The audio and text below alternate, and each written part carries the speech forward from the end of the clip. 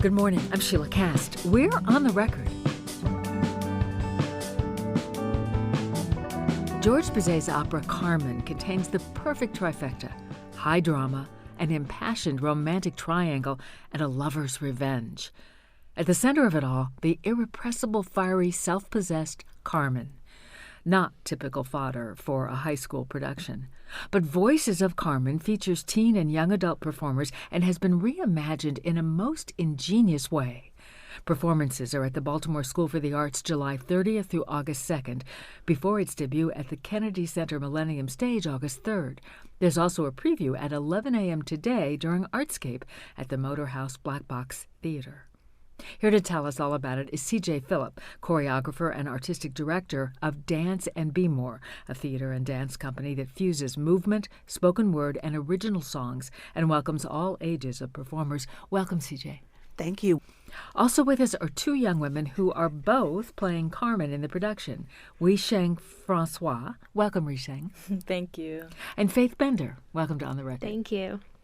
CJay, first give us the basic plot, the synopsis of Voices of Carmen. Voices of Carmen is set in a high school literature class where Miss Schuler is reading through the novella by Prosper Mérimée, which the opera was based on. At the same time, her fiancé, who also works at the same school, is the music teacher, and he is teaching Carmen to the musicians. And so we toggle back and forth between the literature class, who has decided to act out the story to bring the text to life, and Mr. Gary's class, who is playing the opera with a live orchestra on stage. Oh, where did the idea come from to adapt the opera Carmen for high school? Well, I, 11 years ago, did this production in Zurich, Switzerland with my brother, who's also a choreographer. Oh. At the time, I was living in New York, and I was working in theater and doing Broadway shows as a performer and starting to dabble as a director. And we had saw some productions of Carmen and honestly saw one that just wasn't great. And we thought, I think we could do a better job of that. This was just a standard production of Carmen. Yeah. Did not impress you. And it was contemporary, and I thought, that's a great idea to do a contemporary Carmen, but let's just see how we might come up with something. And so we did, and we had some funders who were interested in working with young people in Zurich and asked if we can come up with an idea. We wrote a treatment for it, and they liked it. And then the next thing you know, it was a 9-month project. I went back and forth from New York, working with a youth orchestra and a youth cast, and we mounted it in Zurich. It was a huge success, sold out. They shot a documentary, and I came back exhausted, and I thought, I would love to do this in the United States. I would love to do this with American kids. I would love to have their sort of voice and experience in high school to be shown inside of this project. I just need the right where, I need the right when, and I need the right why. And so fast forward 2010, I moved to Baltimore from New York City with my husband, who's a music producer. And when I started working with young people here, the talent was incredible. I was like, oh my gosh, are you kidding me? It's just so good and so vast and diverse.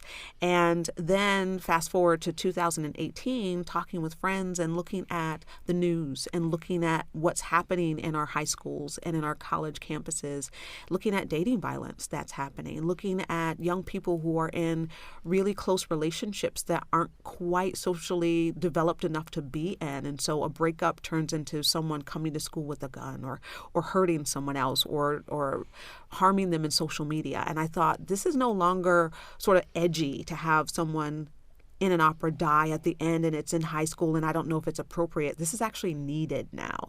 We've got to start to get out in front of these challenges that our young people are facing that are different than when I was in high school. And so this is actually a collaborative piece that's between the creative team and the young people. So we have people on our creative team who are doing lights and sets and design that are 16 and 17-year-old old. And so it's meant to be collaborative in the creation of it, but also collaborative in the ideas around it that then we can have a dialogue about with an audience that comes to see it, as well as those who participate in it as performers. Tell me more about this collaboration here in Baltimore. So that's actually been really neat. We have auditioned young people from all over Baltimore. We had 5 auditions. We had them in North Baltimore, West, East, Central, and South Baltimore. As you know, Baltimore is very neighborhoody. And so if it's not in my neighborhood, it might not be for me, is how people think. And for that reason, we were auditioning in Mondawmin Mall and auditioning over on the East Side near Merville and then down in Brooklyn. And so our young people represent 19 zip codes and 20 different schools.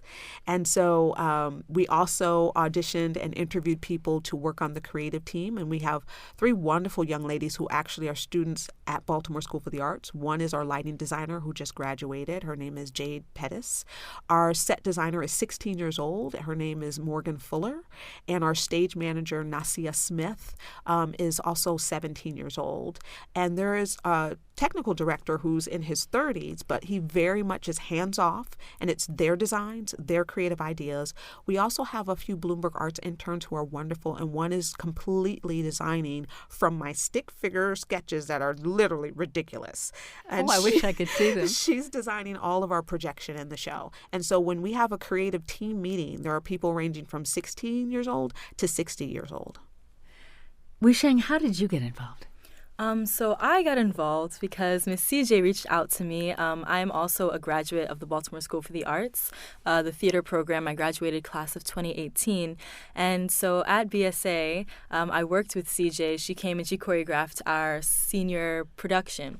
And from there, I moved on, graduated, and during the summer or during the fall of the following year, CJay reached out to me and said, hey, we're workshopping this show, we're having this performance, can you come in and kind of join us in this? And so from there, that's how I first got involved with Voices of Carmen, through the workshop period and doing different shows of different excerpts from Carmen that, would later be developed into what we're working on right now. And Faith, how did you get involved? I've been working with Dance and Be More in the ensemble for about 3 or 4 years now, so I've always kind of been involved with Miss CJay's creative processes, so it was really interesting when she came to me talking about how she wanted to start, this new show in Baltimore called Voices of Carmen. I was like, what is that? But it was really awesome because I got to be part of the very first steps of the show. So she was testing choreography out on me, and we were trying to see how things worked out choreographically and just staging wise. So I was really lucky to be a part of the very beginning of the show and its first the building process. And now we're working on the full show, and I'm super excited. And what for you has been the most memorable part of the whole process? I think just what's really interesting to me as a dancer and a choreographer is seeing Miss CJay's process when she's directing and when she's choreographing for so many different people. I think that her ideas starts just as an idea, and she has these really brilliant ways of bringing them to life. And so I really look up to that, and I'm trying to learn, how she does that, and so that hopefully one day I can be like that as well. And Ui-Seng, how about you? So the most memorable part for me about Voices of Carmen is the interdisciplinary aspects of it and how we integrate not only dance, theater, and acting, but also different forms of those things. So we not only have opera, which is, where it stems from, but now Miss CJay has incorporated R&B and hip-hop, and not only contemporary dance, but also hip-hop dance and rap and spoken word. And not only that, the collaboration where we're having youth and also the older generation and also people coming from all different parts and areas in the surrounding areas of Baltimore. And so it's definitely an awesome opportunity for networking and getting to experience different parts of the arts. This is On the Record on WYPR. I'm Sheila Cast. Ui-Seng Francois and Faith Bender both play the role of Carmen in the Dance and Be More production of Voices of Carmen, an adaptation of the original opera. Also with us is CJay Philip, artistic director and choreographer. Let's listen to a clip from the production. This is called Crossroads.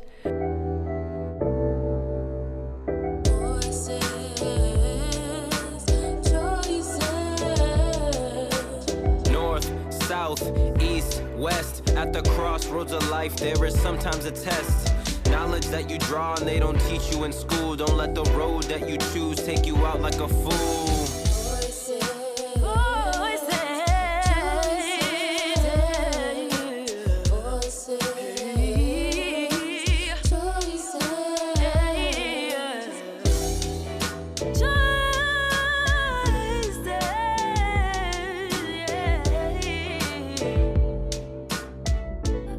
Is the production all new music and lyrics? The production uses about a dozen original compositions by George Bizet, and then there are another dozen songs that I've written, and my husband and I have arranged them. And so he's a music producer, I'm a songwriter, and it's been quite a collaboration together as husband and wife to put together all of these pieces. And so there are about 26 songs in the show that people can look forward to. Wow. And we actually, one of the first things we did before we came to rehearsal is brought together a lot of our principal singers, rappers, spoken word artists, and have created a cast album. So when you come to the show, you can actually purchase the original cast album of Voices of Carmen. Ui-Seng and Faith, you both are playing Carmen. How does that work? So Voices of Carmen, the beginning of the show takes place in a classroom. And in our literature class, we're actually reading Carmen, the novel. And as we read through the novel, we kind of portray different parts of the novel as the same character. We express that story through different media. So we're dancing, singing, acting, different forms. And the teacher, Ms. Schuler, sets it up that in this class, they're all going to take turns playing out this story. And so we see the students taking turns playing Carmen, taking turns playing Don Jose, and that allows for more people to play it. Also, as an educator, I know how often when you're looking for theater pieces, often there aren't enough parts for all the girls you have. And so there's sort of a method to the madness. It's very interesting to have the Carmens changing. There's dancing Carmens, there's acting Carmens, there's singing Carmens. But what it gives us is 4 Carmens, 2 sets of Carmen's best friends, and in total, 11 principal women in one show. And so for a high school theater teacher to have 11 principal women roles to give out is sort of like, whoa! Diamond going to heaven. Yeah. And there's actually 19 principals total. And the whole basis of the show is meant to be done here in Baltimore as a first step. We want it to be licensed and done throughout the country. And we're already scheduled to perform and present this production in Atlanta at the Atlanta Black Theater Festival in October. What is the ultimate goal of this production? So the ultimate goal is for high schools and colleges to say, hey, let's do our version of Carmen. Baltimore set a blueprint. And inside that blueprint, there's room for collaboration. There's room for faculty and students. There are certain numbers that I mandate are not composed until the school receives it, because your band will make their own composition of one of George Bizet's songs to be the song that happens at the end. Your students will make their own choreography for the club scene, because also we want it to have a life. And as you know, the dancing that's out now won't be out in 2 years, won't be out in 5 years. And so to keep it fresh, we need young people to tell us what's hot and what's not. And so inside this piece, when a faculty member says, I want to do this in Idaho, and I want to do this with my students, also one of the things that we mandate is that there's a Carmen Youth Council of advisors who help to inform the direction and development of the piece whenever it's done. And then that when it is done, that you also combine it with Q&A. It's built inside the piece. Oftentimes you go to a show and you have a conversation about it afterwards. Mm-hmm. Our conversations are actually part of the show. There's a pause in Act 1 where the audience gets to talk about the very conflicts that they're seeing on stage and how they experience those same conflicts in their life. And so our ultimate goal is to make people more aware of their own emotional health and how to address some of those conflicts and de-escalate, and also make them aware of resources. And we're partnering with Restorative Response Baltimore to help us with that. Faith, what do you hope people take from this production that you're part of? I hope that people really see it as an opportunity to kind of wrestle with their own emotional health and see, how do I deal with conflict? How do I deal with disagreements between me and someone else? And I think that this conversation is very necessary because in our society, violence is oftentimes the first response, and we don't know how to deal with our emotions, so we resort to violence. So I think ultimately this production could be a really informative piece for people who are wondering, how do I deal with these conflicts? What do I do? And so having that partnership with Restorative Responses is, I think, really going to be beneficial to us and to everyone who sees the show and who's a part of the show. We get to have those really important conversations about how to deal with our emotions. Ui-Seng, what are you hoping people take from it? What I hope people take from Voices of Carmen is the importance of the arts in communities around the world, the importance of having young people being involved in the arts, because the arts has influenced me in my life and is now going to be probably the rest of my life, and how the arts actually has the power to create space for these conversations and actually create change, within young people, so when they grow up, they're able to have different impacts. Oh, this is an exciting production. Thanks for telling us about it. Oh, thank you for having us. Thank you. CJay Philip is choreographer and artistic director of Dance and Be More. Ui-Seng Francois and Faith Bender both play the role of Carmen in the high school adaptation of the opera we've been discussing called Voices of Carmen. You can see a preview at 11 a.m. today at the Motorhouse Black Box Stage as part of Artscape. Then there are performances at the Baltimore School for the Arts July 30th through August 2nd, and finally on Saturday, August 3rd at the Kennedy Center Millennium Stage in Washington. We have links to more information at the On the Record page at WYPR.org. I'm Sheila Cast. After the break, On the Record, a Stoop story. Stay tuned for that. Thanks for listening to this segment of On the Record with Sheila Cast. You can catch the show on the radio Monday through Friday, 9:30 to 10 a.m. on 88.1 WYPR, your NPR news station. And you can support On the Record and all the other public radio programs that WYPR brings to you. Just click the donate link at the top of WYPR.org. And thanks.